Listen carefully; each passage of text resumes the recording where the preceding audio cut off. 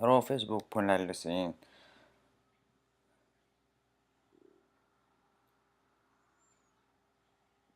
ဒီ search box ထဲကနေ certificate HTML แล้วก็နှိပ်လိုက်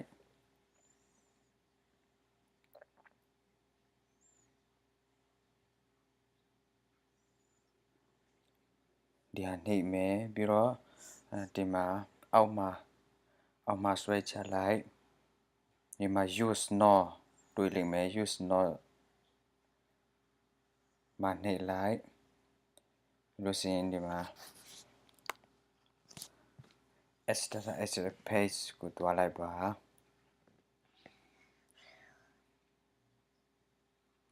ဘယ်လိုစင်ဒီမှာကျွန်တော်တို့ Facebook page ကရွေးလိုက်မယ်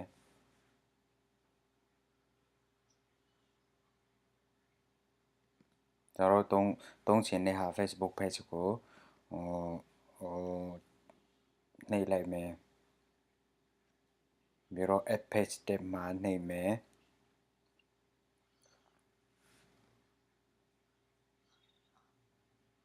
โอเคดูสิ set up tab မှာနှိပ်မယ်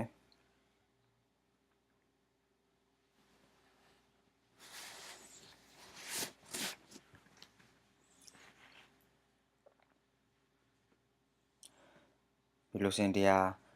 HTML code ဒီမှာစီးတဲ့ဟာကိုအကုန်လုံးဖြတ်လိုက်မယ်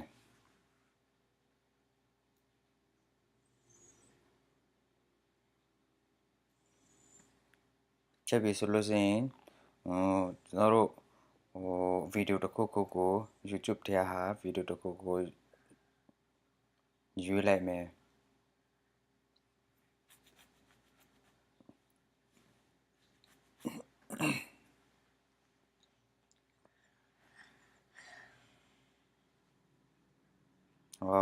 YouTube တစ်ခုကိုဖွင့်လိုက်လို့ဆိုရင်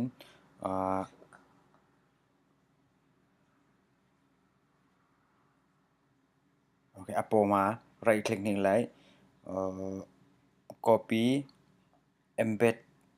နေရာမှာနှိပ်လိုက်နှိပ်ပြီးဆိုရင်ဒီမှာ right click paste ချလိုက်ပါ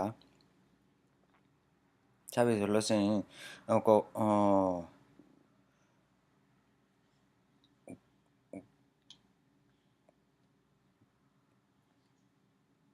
Google AdSense ကိုတွားပြီးတော့code HTML code copy ယူလိုက်မယ် my app မှာတွားမယ်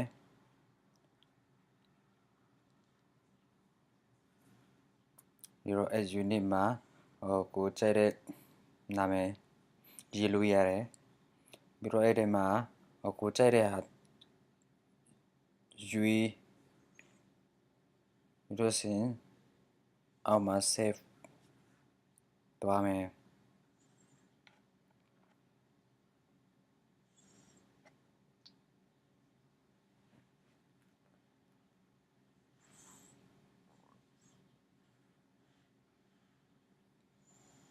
ဒီမှာ color ကြိုက်တဲ့ဟာရွေးလို့ရတယ်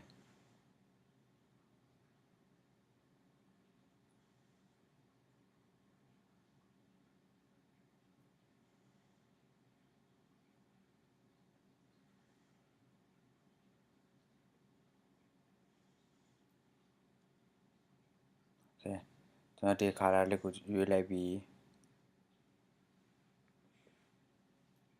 save မှာနေမယ်ဒီဟာ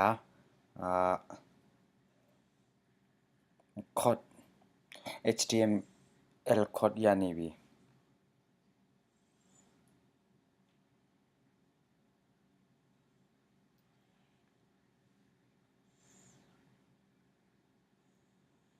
It's 3 hours. ဒီဟာကိုအကုန်လုံး select ပြီးတော့ copy လုပ်လိုက်ပါ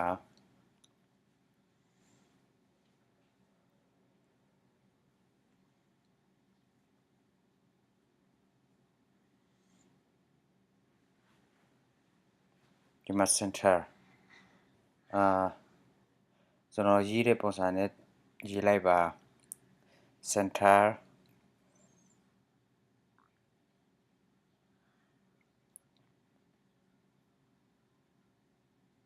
ဒီလို enter enter နေလိုက်center enter မှာခုန copy လုပ်ထားတဲ့ဟာကို pass လုပ်လိုက်ပါပြီးလို့ရှိရင် save public မှာနှိပ်ပေးရမယ်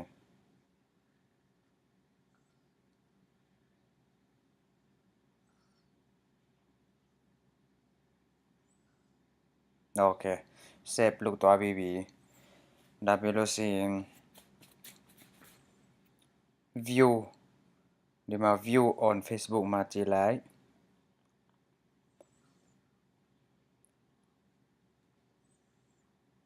โอเคဟို YouTuber ဟာတချင်းပေါ်နေပြီ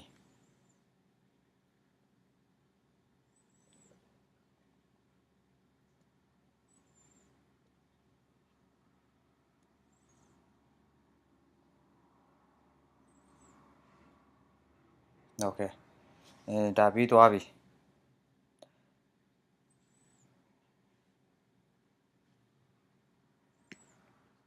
ဟို machine နဲ့ဟာရှိလို့ရှိရင်နောက်မှာဟို comment မှာပဲဖြစ်ဖြစ်ဟိုမေးလို့ရတယ်เนาะတီးတလောက်စီပြပြီးတော့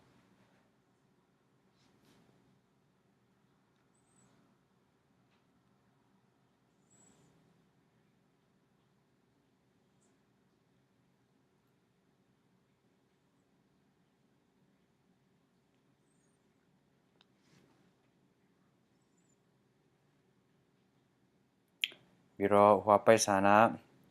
ဘယ်လိုရမှာလဲဆိုတဲ့ဟာလေးတွေနောက်မှဆင်ပြမယ်ဆင်ပြလို့ရှိရင် subscribe မဟုတ်ရင်ဒီဗီဒီယိုလေးကို share ပေးလိုက်ပါအားလုံးကိုကျေးဇူးတင်ပါတယ်เนาะ